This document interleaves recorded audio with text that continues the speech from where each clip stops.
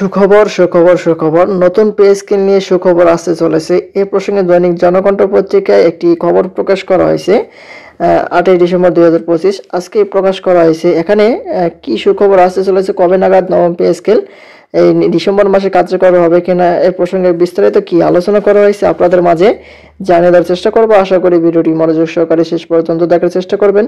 আর আমাদের চ্যানেলটিতে নতুন হয়ে থাকলে অবশ্যই চ্যানেলটি সাবস্ক্রাইব করে রেখে পাশে থাকা বেল আইকনটি অন করে রাখবেন। আমরা আমাদের চ্যানেলটিতে প্রতিনিয়ত পে স্কেল সম্পর্কে সকল আপডেট নিউজগুলো প্রকাশ করে থাকি। এখন দেখবো আমরা বিস্তারিত কি বলা হয়েছে সুখবর সম্পর্কে। দেখতে পাচ্ছি বলা হয়েছে নতুন পে স্কেল নিয়ে সরকারি চাকরিজীবীদের মধ্যে আবারও আশার আলো জেগেছে। পে কমিশন জানিয়েছে নির্ধারিত সময়ের আগে সুপারিশ চূড়ান্ত করার চেষ্টা চলছে। যদিও কর্মচারীদের দেওয়া আলটিমেটাম অনুযায়ী 15 ডিসেম্বরের মধ্যে গেজেট প্রকাশের সম্ভাবনা এখনো ক্ষীণ।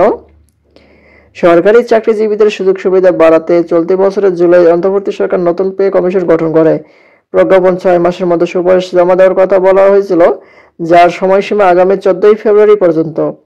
তবে কমিশন বলছে এর আগে চূড়ান্ত প্রস্তাব জমা দিতে কাজ ত্বরান্বিত করা হয়েছে।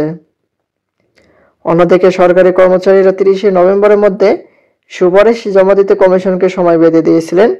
নির্ধারিত সময় পার হয়ে গেলেও সুপারিশ জমা না দেওয়ায় শুক্রবার শাহবাগ শহীদ মিনারে মহাসমাবেশ করেন তারা।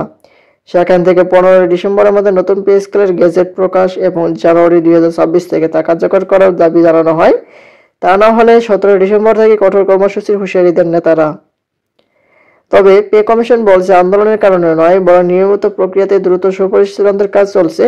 যদিও নির্দিষ্ট কোনো জমা দেওয়ার তারিখ এখনো জানানো হয়নি। কর্মচারীদের বেঁধে দেওয়ার সময় বিবেচনা কমিশনের হাতে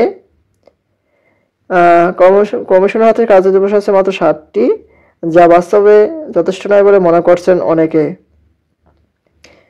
এর হচ্ছে পে স্কেল নিয়ে সর্বশেষ আপডেট।